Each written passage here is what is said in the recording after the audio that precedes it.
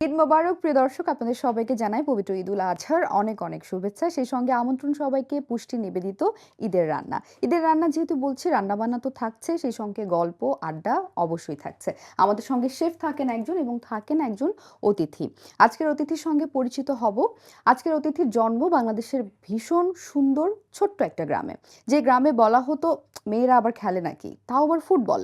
কিন্তু তিনি খেলেছেন, শুধু খেলেননি, তারা হয়েছেন দেশের গর্ব। সেই সঙ্গে দেশের জন্য এনেছেন সম্মান এবং গড়েছেন ইতিহাস। দর্শক, আজকে আমাদের সঙ্গে রয়েছেন বাংলাদেশ নারী ফুটবল দলের অধিনায়ক সাবিনা খাতুন। ওয়েলকাম ক্যাপ্টেন, কেমন আছেন? আলহামদুলিল্লাহ, অনেক ভালো আছি। খুব ভালো লাগছে আপু, কারণ আপনাদেরকে সচরাচর আমরা এভাবে পাই না। সব সময় মাঠেই দেখি, টিভির পর্দায় কিংবা ডিজিটাল প্ল্যাটফর্মগুলোতে। এখন প্রেস কনফারেন্সে আপনারা সব সময় থাকেন, আচ্ছা। কিন্তু রান্নাঘরে আমি জানি না। বাড়িতে রান্না বান্না করেন? হ্যাঁ, মাঝে, মাঝে করা হয়। মাঝে মাঝে জি। অনেক গল্প করার আছে। জি, আপনার সঙ্গে অবশ্যই। পরিচয় করিয়ে দিচ্ছে আমাদের আজকে শেফ ফাহমিদা নাজিমকে। ওয়েলকাম হ্যালো, আপু। কেমন আছেন আপু আপনারা? খুব জি, ভালো আছি। শেফ, আপনার হাতে রান্না আজকে সাবিনা আপু খাবেন, ক্যাপ্টেনকে রান্না করে খাওয়াবেন, আপনার অনুভূতি এইটা কি? তো আমার জন্য অনেক একটা সৌভাগ্য যে আমি সাবিনা আপুকে রান্না করে খাওয়াবো। সো আমি আজকে আপুর জন্য তৈরি করব হচ্ছে বিফ কালো ভুনা। ওয়াও! ওকে। কালো ভুনার সঙ্গে বাঙালিদের একটা হ্যাঁ, আলাদা সম্পর্ক আছে। তো আপনি তো বরাবরই। পছন্দ করেন হ্যাঁ, বিফ। অনেক, অনেক। বিফ তো খাওয়া হয়। হ্যাঁ। ওকে। তো চলেন শেফ, আমরা শুরু করতে করতে শিওর। আসলে গল্পগুলো সো করি। এখানে আমরা কি কি নিয়েছি একটু দেখিয়ে হ্যাঁ দিই। হ্যাঁ হ্যাঁ। আমি এখানে 1 কেজি বিফ নিয়েছি, তারপর অনিয়ন স্লাইস, লবণ, আচ্ছা। সুগারটা হচ্ছে ব্যালেন্সের জন্য, হুম। সাদা গোলমরিচ, কালো গোলমরিচ, আদা রসুন বাটা, হুম। হলুদ, মরিচ, ধনিয়া, জিরা, হট স্পাইসেস পাউডার, অবশ্যই ড্রাই চিলি এবং হচ্ছে কি এখানে গার্লিক ফ্লেক্স মানে রসুন স্লাইস আচ্ছা করে নেওয়া আচ্ছা। আছে, আর হট স্পাইসেস হোল, তেজপাতা, এলাচ, দারচিনি, আর হচ্ছে আস্ত গোলমরিচ এবং আচ্ছা শাহি জিরা। আচ্ছা। এই সব কিছু। এবং আজকে এই রান্না আমি কোনো সয়াবিন তেল ইউজ করবো না, ও, মাস্টার্ড অয়েল ইউজ করব। আমি পুষ্টি ইউজ করব পুষ্টির সরিষার তেলটা পুষ্টির ব্যবহার সরিষার করছি তেল, আমরা। এটা ঝাঁজ এবং গ্রানে খুবই সুন্দর। এবং পুষ্টির ঘিও দেখতে পাচ্ছি আমি। পুষ্টির একটা ব্যাপার আমি ভীষণ পছন্দ করি, আমার বাসায় যেহেতু নিয়মিত পুষ্টির প্রোডাক্ট ব্যবহার করি আমার রান্নায়। এর মূল কারণ হচ্ছে তাদের গুণগত মানটা অনেক ভালো। সো আমি যে কাজটা করব, আমি এখানে সব স্পাইস গুলো দিয়ে একসাথে মিক্সড করে দেন আমি হাঁড়িতে বসাবো। ওকে, ঠিক আছে শেফ, আপনার কাজগুলো চলতে থাকুক, এর শিওর মধ্যে আমি ক্যাপ্টেনের সঙ্গে একটু গল্প করতে চাই, যেহেতু সুযোগ পেয়েছি। শিওর, তো শিওর। রান্না বান্না নিয়ে আগে জানবো যে আপনি কি কি রান্না খেতে পছন্দ করেন এবং কি রান্না করতে পছন্দ করেন? আমি বেসিক্যালি হচ্ছে বাসায় যদিও খুব কম যাওয়া হয়। হুম। তবে মায়ের হাতের হাঁসের মাংসটা খুব পছন্দ। বাহ। আর বাসায় গেলে আমি খিচুড়িটা ট্রাই করি রান্না আচ্ছা করার, আচ্ছা। এবং আমার বোনেরা হচ্ছে আমার হাতের বিরিয়ানিটা একটু পছন্দ করে। ও ওয়াও! আমার মনে হয় না আপনাদের ফিটনেসের জন্য বিরিয়ানি বা রিচ ফুড খুব একটা কিছু, কিছু সময় অফ ডে এবং যখন অফ সিজন থাকে তখন তো তখন মাঝে, একটু মানে মাঝে চিট ডেতে। চিট মিল হ্যাঁ, হিসেবে চিট মিল খাওয়া হিসেবে যায়। এটা খাওয়া যায়। স্পেশালি ঈদ যখন, তখন হুম। তো একটু খাওয়া যায় হ্যাঁ, অকেশন। তখন অবশ্যই। তখন তো আর মানে এমনও হচ্ছে অনেক সময় হয়েছে যে প্লেয়ারদেরকে যখন ছুটি দিয়ে দেয় ঈদের জন্য, দেখা যাচ্ছে ২-৩ কেজি ওয়েট গেইন করে চলে আসে। এবং ওয়েটটা বার্ন করতে তো অনেক কষ্ট হ্যাঁ, হতো। হ্যাঁ, অবশ্যই, অবশ্যই। ওটার জন্য এক্সট্রা রানিংও করতে হয়। হ্যাঁ, রাইট। সো তখন আসলে রিগ্রেট ফিল করে মেয়েরা। না, একটু কম খেলে মনে হয় ভালো হতো। আচ্ছা, আ ক্যাপ্টেন, আমি একটু আপনার ছোটবেলার গল্প জানতে চাই। আমি আচ্ছা। আপনার ছোটবেলার আসলে কোনো একটা স্টোরি দিয়েই আজকের অনুষ্ঠানটা শুরু করেছিলাম। ওই সময়ে আপনারা যখন শুরু করেছেন ফুটবল খেলাটা, বা আপনার মধ্যে যখন স্বপ্নটা একটু একটু করে গ্রো করছে, তখন মেয়েরা মাঠে নেমে খেলবে, এটাই একটা বড় চ্যালেঞ্জ ছিল। আমি যতটুকু শুনেছি আপনি আপনার গ্রামে ছেলেদের সঙ্গেও মাঠে খেলতেন। জি, জি। আচ্ছা, কেমন না, ছিল আমার সেই আসলে আমি ছেলেবেলাটা? যখন শুরু করেছি আমার বয়সটাই ছিল খেলার। খুব ছোট ছিলাম, ১৩-১৪ বছর। আর বিশেষ করে গ্রামের দিকে মেয়েরা ফুটবল খেলবে, এটা তো হ্যাঁ, অনেকের কাছে একটু দৃষ্টিকটু। আর রাইট। এটা আমি সবসময়ই বলি যে হাফ প্যান্ট পরে মেয়েরা মাঠে খেলবে, এটা তো ওই সময়টাতে খুবই, এখনো যে এখনো ওই এখনো জিনিসটা, এটা হ্যাঁ, একসেপ্ট করতে এখনো পারে না এখনো আছে, সোসাইটি। অনেক হ্যাঁ। আছে। এবং বিশেষ করে আমাদের অনেক প্লেয়ার আছে যাদেরকে এখনো ওই জিনিসগুলো ফেস করতে হয়। রাইট। সো আমার মনে হয় তবে একটু, একটু চেঞ্জ হচ্ছে। হুম। আস্তে, আস্তে চেঞ্জ হচ্ছে। বিশেষ করে মেয়েদের ২০২২ এর সাফল্য এবং এইজ লেভেলের ২০১৭-১৮ সাল থেকে যে সাফল্যগুলো হয়ে আসছে। অনেক বাবা-মারাই তাদের সন্তানদেরকে ফুটবল খেলতে যেতে আগ্রহী আগ্রহী হয়েছে। হচ্ছেন এখন। আ এবং মানুষের দৃষ্টিভঙ্গিও বদলাচ্ছে, এবং পরপর ২ বার সাফ আসার পরে তো মানে বাংলাদেশের ফুটবলের ক্রেজটাই একটা অন্যরকম। একদম, একদম। আবার হচ্ছে বর্তমানে ছেলেদের ফুটবলের ক্রেজটাও খুব আ একটা ভালো একটা সময় ভালো নিয়ে আসছে। অবস্থানে চলে হ্যাঁ, সো এসেছে। রাইট। সবকিছু মিলিয়ে হ্যাঁ, ছোটবেলায় এবং ওই সময়টাতে কিছু, কিছু জিনিস ফেস করতে হয়েছে। এটা আমার নিজের ক্ষেত্রেও হয়েছে যে যখন আমরা মাঠে প্র্যাকটিস করতাম, আমার কোচ যিনি ছিলেন ডিস্ট্রিক্টের, রাইট। আকবর স্যার, উনি হচ্ছেন গত হয়েছেন বেশ 3-4 বছর আগে। তো ওনাকে আমি দেখতাম যে আমরা তখন অনেক ছোট ছিলাম, বাট এলাকার মহল্লার যেসব লোকজন থাকতো তাদের সাথে আসলে ওনাকে আমি দেখতাম মানে আমাদেরকে নিয়ে ফাইট করতে, যে মেয়েরা ফুটবল কেন খেলবে, বা এমনও হয়েছে অনেক সময় আমাদের পুলিশ আনতে হয়েছে এলাকার। আসলেও? হ্যাঁ হ্যাঁ, স্যারকে My God. দেখেছি। সো হ্যাঁ, সবকিছু মিলিয়েই আসলে ওইসব জিনিসগুলা মাথায় আসলে আম, ভালোও লাগে আবার দুঃখও লাগে। দুঃখও এবং লাগে। যখন মানে ওনার মেয়েরা সাকসেস আনতে পেরেছে দেশের জন্য, আমার মনে হয় যে বেঁচে থাকলে উনি সব থেকে বড় সবচেয়ে খুশি বড় হতেন। মানে খুশির ভাগিদার হতেন। তো আমাদের রান্নাঘরে এদিকে যে ফাইটটা করছেন শেফ, এবার একটু তার কাছে আসা যাক। অ্যাকচুয়ালি কি কালো কি ভুনা হলো? করতে অনেক সময় লাগে, যেহেতু এটা কালো ভুনা, দেখতে একটু অবশ্যই কালো কালো হতে হবে। জি। এবং এইটাকে আমি সবকিছু একসাথে মিক্স করে, যত স্পাইস ছিল একসাথে আমি দিয়ে দিয়েছি। আচ্ছা আচ্ছা। এইটাকে এখন আমি ঢাকনা দিয়ে, প্রাথমিকভাবে শেফ আমরা কি কি স্পাইসেস অ্যাড করলাম? আমরা এখানে আদা রসুন বাটা, তেজপাতা, এলাচ, দারচিনি, বেসিক আস্ত, যে হ্যাঁ, মশলাগুলো কালো গোলমরিচ এবং সাদা কালো গোলমরিচ গুঁড়া, হলুদ, মরিচ, ধনিয়া জিরা, মাস্টার্ড অয়েল, এই সব কিছু দিয়ে আমি একসাথে বসিয়েছি। এবং একটা জিনিস দিতে হবে, সেটা হচ্ছে ড্রাই চিলি। এটা আমি এভাবে ভেঙে দিয়ে দিব। হ্যাঁ, সো এটা এখন খুব কষানোর উপর আমি স্লো হিটে লং টাইম কুক করব। আচ্ছা। দেন আস্তে আস্তে এর থেকে তেল রিডিউস হবে ওকে। এবং একটা সময় এটা সফট টেন্ডার কুক হবে। দেন হচ্ছে আমি একটু তারকা দিব। আবার আমি মাস্টার্ড অয়েলের মধ্যে অনিয়ন, গার্লিক আর হচ্ছে ড্রাই চিলি দিয়ে, মানে একটা লম্বা হ্যাঁ, প্রসেসের দিয়ে মধ্য দিয়ে দিব। আমাদেরকে যেতে So, হবে। যেহেতু অনেক লম্বা প্রসেস, আমরা অনেক গল্প করতে পারবো এই সুযোগে। একদম। তো আমি এটাকে ঢাকনা দিয়ে ঢেকে দেই। এটা 30 মিনিটসের জন্য আমি আপাতত ঢেকে দিচ্ছি। ওকে, 30 মিনিটসের জন্য আমরা এটা রাখছি। আচ্ছা, ঠিক আছে। ক্যাপ্টেন, আপনার প্রথম জাতীয় দলে যে ডাক পাওয়ার স্টোরিটা, আগে সেখান থেকে আসি। কেমন ছিল ওই দিনটা, ওই রাতটার কথা মনে আছে? হ্যাঁ হ্যাঁ, অবশ্যই। ওই সময়টা ছিল বিকাল 3টা বা 4টার দিকে। আচ্ছা। তখন আসলে এত সোশ্যাল মিডিয়া, এত কিছু অ্যান্ড্রয়েড ছিল না। ফোন, সেই 2009-এর দিকে। সো ওই সময় হচ্ছে পেপারে সবকিছু আসতো। হ্যাঁ, তো পত্রিকায়। আমাদের কোচ যখন মাঠে আসলেন, ওনার হাতে দেখলাম আমি একটা নিউজ পেপার নিয়ে আচ্ছা আসছে। আচ্ছা। সো ওই সময়টা হচ্ছে প্রথম আমরা 2009 সালে সিটিসেল ফুটবল চ্যাম্পিয়নশিপ হতো একটা, ডিস্ট্রিক্ট ওয়াইজ। তো ওখান থেকেই আমরা তার আগে ঢাকাতে খেলতে আসি প্রথমবারের মতো। আমার ওটাই ছিল প্রথম ফুটবল খেলা। তো স্যার হচ্ছে বিকালে গিয়ে বললেন যে ন্যাশনাল ক্যাম্পে কল করেছে, তো আমাদের সাতক্ষীরা থেকে 5 জন মেয়ে ডাক পেয়েছে।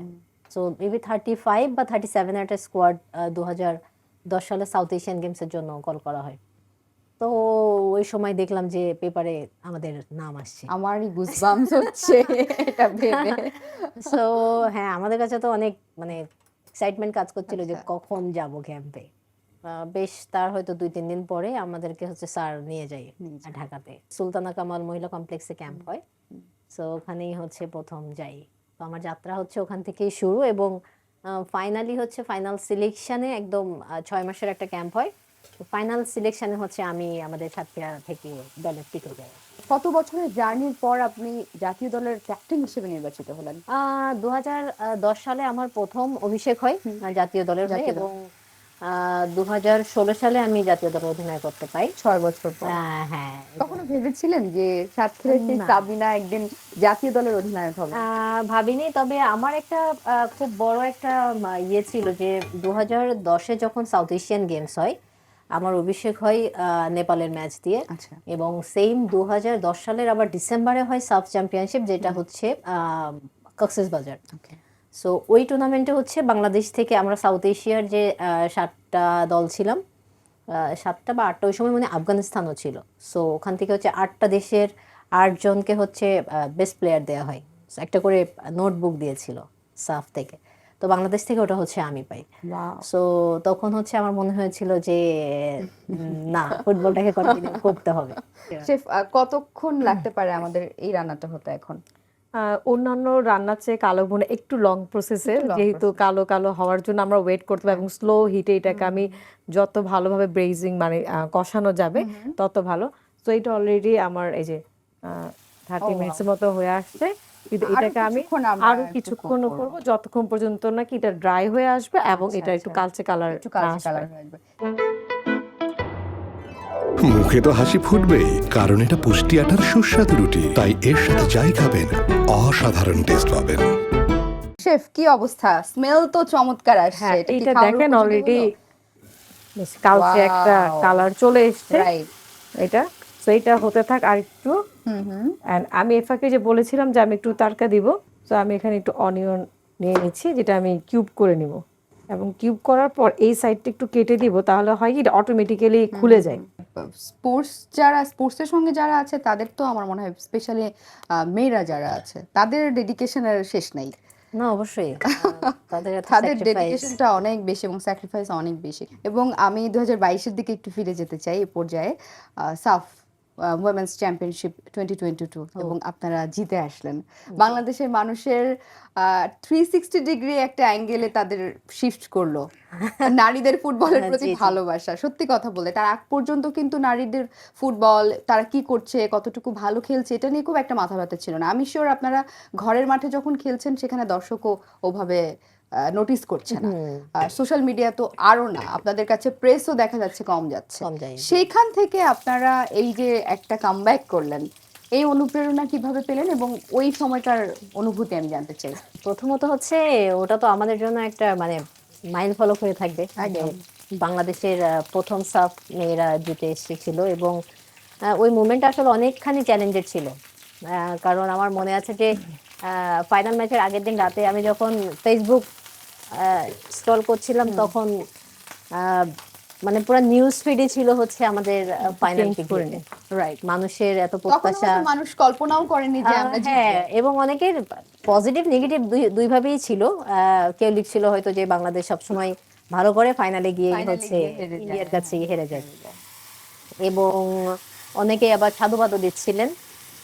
তো সবশেষে আসলে আমার মাথায় একটাই জিনিস কাজ করছিল যে আসলে দেশের মানুষের যে এক্সপেকটেশন নিয়ে আছে যে তাদেরকে আসলে ওই হ্যাপিনেসটা দিতে পারবো কিনা।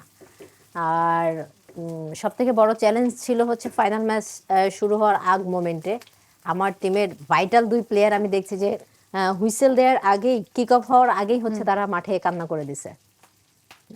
এবং আপনিও আপনার ট্রফি হাতে কান্নার ছবিটা কিন্তু সোশ্যাল মিডিয়াতে রীতিমতো ভাইরাল তখন। হ্যাঁ, এবং হচ্ছে তখন আসলে মনে হয়েছিল যে আরো ম্যাচটা মনে হয় অনেক টাফ হবে এবং 17,000 দর্শকের সামনে খেলাটা খুবই ডিফিকাল্ট, যেখানে আসলে এক কোণে যদি বাংলাদেশের কিছু সাপোর্টারও থাকে তাদেরকেও আসলে খুঁজে পাওয়া যাবে না। পাওয়া যাবে না। এবং নেপালের ফুটবল ক্রেজটা আসলে অনেক, ওরা আসলে ফুটবলের প্রতি ওরা খুবই মানে, Dedicated. হ্যাঁ। তো সেই জায়গা থেকে আসলে এতগুলা মানুষকে চুপ করিয়ে দিয়ে শিরোপা জেতা খুব ইজি ছিল না। এবং আমার ফাইনাল হুইসেল বাজার পরে মনে হয়েছিল, আমার সব থেকে মাথায় এসেছিল দেশের মানুষের কথা যে না, ফাইনালি হয়তো ওনাদের ভিতরে এখন ওনাদের একটা আশা ইচ্ছেটা আমরা জাগাতে পূরণ করতে পেরেছি এবং পেরেছি। ইচ্ছাটা পূরণ করতে পেরেছি। এই যে এই চ্যাম্পিয়নশিপের আগের জীবনটা এবং পরের জীবনটা খুব কি আকাশ পাতাল পার্থক্য হয়ে গেল? মেয়েদের অনেক ফুটবলের কিছু বদলে স্ট্রাকচারটা গেল। বদলে গেছে কিছুটা এবং মানুষের দৃষ্টিভঙ্গিও কিছুটা বদলে কিছুটা গেছে। বদলেছে। তবে আমার মনে হয় যে মেয়েদের ফাইনান্সিয়াল যে সাপোর্টটা দরকার সেটা হচ্ছে আরো আরো বদলাতে বাড়া হবে উচিত। আরো যতটুকু আমার কাছে অবজারভেশন, নারী ক্রিকেট টিমের চেয়ে ফুটবল টিমের ফাইনান্সিয়াল সাপোর্ট এখনো অনেক কম, অনেক কম, তুলনামূলকভাবে অনেক কম। এত ভালো করছে মেয়েরা। আপনার কি প্রত্যাশা যে এটা আসলে কিভাবে স্ট্রাকচারটা ঠিক করা এটা নিয়ে আসলে স্ট্রাকচার বলতে আমার মনে হয় যে এটা ফেডারেশনকে কাজ করা উচিত। এবং আপনি যদি বাইরের দেশের ফুটবলারদেরকে দেখেন তাদের হচ্ছে স্পেসিফিক ভাবে ইন্ডিভিজুয়ালি তাদের স্পন্সর থাকে। রাইট। সো সেই জায়গা থেকে আমাদের আসলে ওভাবে ওই জায়গাটাতে খুবই পিছিয়ে পড়া। পাশাপাশি আমাদের যে উইমেন্স লিগ হয় সেটাতেও আসলে ওভাবে কোনো টিম, বড় বড় টিম আসে না, যার জন্য মেয়েরা ফাইনান্সিয়ালি ওভাবে সাপোর্ট পায় না। সো লিগটা আসলে হওয়া দরকার যেটা থেকে আসলে মেয়েরা ফাইনান্সিয়াল একটা সাপোর্ট পায়। Right, right. পার্সোনাল কিছু স্পন্সর মেয়েদের জন্য এবং পাশাপাশি ইন্টারন্যাশনাল টুর্নামেন্ট এবং অবশ্যই স্যালারি কাঠামোটা মেয়েদের স্যালারি কাঠামোটা ঠিক করা উচিত। আমাদের শেফ দেখি এবারে আমাদের টিমমেট কি করছে আমাদের জন্য। ওয়াও, এদিকে তো দেখি গার্নিশিং ও ডান।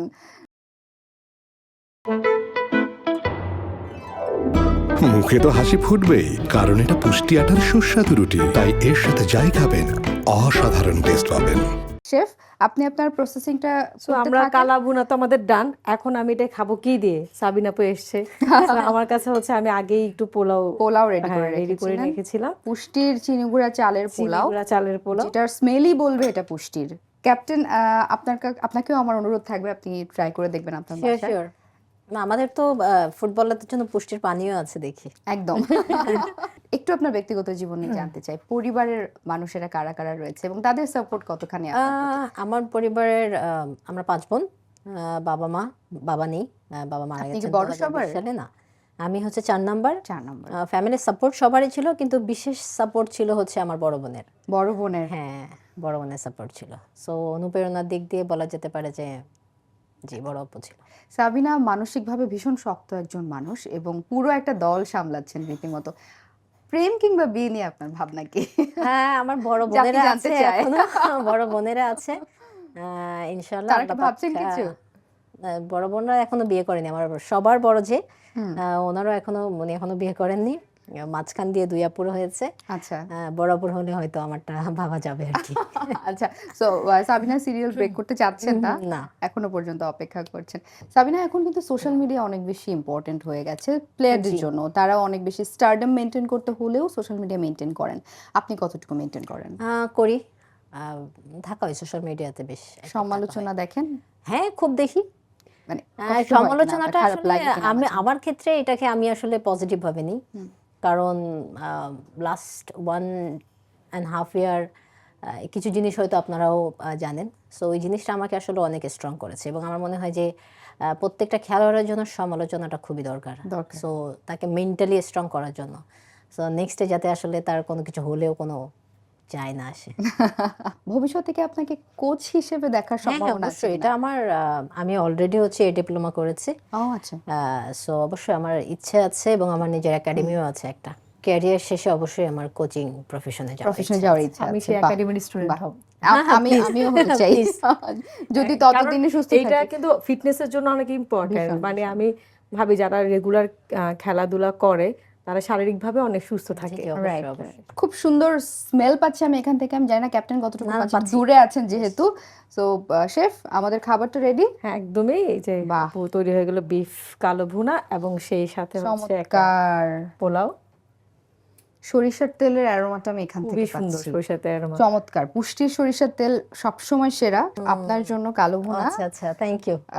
আপনি এখানে দেখতেই রেখে অনেক দিতে পারেন। জোস লাগছে। দেখতে অনেক সুন্দর লাগছে এবং এটা খেতে ডেফিনেটলি অনেক ভালো হবে। এবং আর আমরা সেই সাথে সেই সাথে শাহী পোলাও। পুষ্টি চিনিগুড়া চালের যে পোলাও, অসাধারণ অসাধারণ। আপনি একটু Okay, দেখতে পারেন, Thank যেটা you. খুব সুন্দর। এত কষ্ট করে বানানোর জন্য খুবই ধন্যবাদ। অনেক ধন্যবাদ শেফ। সেই সঙ্গে ক্যাপ্টেন, আপনাকে অনেক অনেক ধন্যবাদ। আমাদের সঙ্গে আজকে Thank আপনি you, thank you so এত much. সময় দিয়েছেন। আপনার সঙ্গে অনেক গল্প করেছি, অনেক কিছু জেনেছি।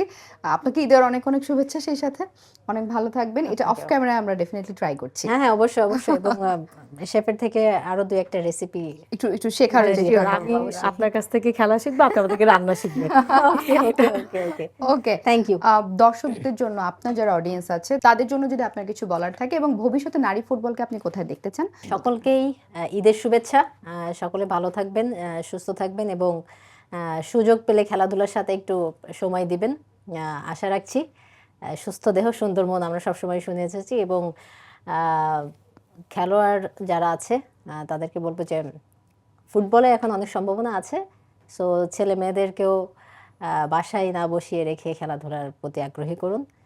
তাদেরকেও আসলে মেন্টালি ভালো রাখুন। ধন্যবাদ। ক্যাপ্টেন, শেষ করব কিন্তু তার আগে আপনার জন্য রয়েছে পুষ্টির পক্ষ থেকে এই ছোট্ট একটা গিফট হ্যাম্পার। পুষ্টি ঈদ আনন্দ। Thank you so much. Thank you so much. এটা ভারী অনেক, সো আপনার ধরে রাখতে হবে না। আচ্ছা। আমি এটা রেখে দিচ্ছি এখানে। ওকে, ভালো থাকবেন। ঈদ মোবারক ঈদ আপনাকে। মোবারক। দর্শক, এতক্ষণ আপনারা উপভোগ করছিলেন পুষ্টি নিবেদিত ঈদের রান্না। আশা করছি ভালো লেগেছে আপনাদের। আগামী পর্বে আবারও দেখা হচ্ছে নতুন একটি রেসিপি নিয়ে। নতুন অতিথি থাকবেন আমাদের সাথে। সে পর্যন্ত ভালো থাকুন, সুস্থ থাকুন, জিটিভির সাথে থাকুন। ঈদ মোবারক।